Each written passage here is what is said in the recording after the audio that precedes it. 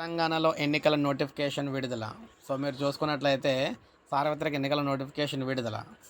పూర్తి వివరాలు చూస్తే మనకు ఉదయం 11 గంటల నుంచి నామినేషన్లు అయితే షురూ అయినాయి. ఏపీ, తెలంగాణ సహా 10 రాష్ట్రాల్లో 96 ఇక్కడ ఎంపీ సీట్లకైతే 4వ విడత నోటిఫికేషన్ విడుదల చేశారన్నమాట.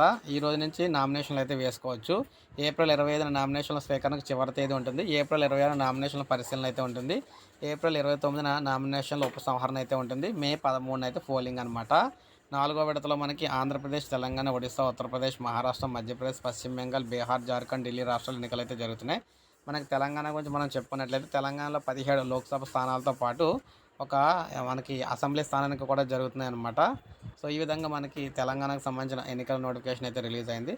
లైక్ చేయండి, సబ్స్క్రైబ్ చేసుకోకపోతే మన ఛానల్ సబ్స్క్రైబ్ చేసుకొని ఫాలో అవుతానండి. ఎందుకంటే మనకి ముఖ్యంగా చూసుకున్నట్లయితే ఈసారి తెలంగాణలో కేవలం లోక్సభ ఎన్నికలు అయితే జరుగుతున్నాయి. ముందు ఆల్రెడీ అసెంబ్లీ ఎన్నికలు అయితే జరిగిపోయినాయి కాబట్టి లోక్సభ ఎన్నికలు జరుగుతున్నాయి. 3 పార్టీలు కూడా నామినేషన్లు వేయడానికి అయితే సిద్ధంగా అయితే ఉన్నాయన్నమాట.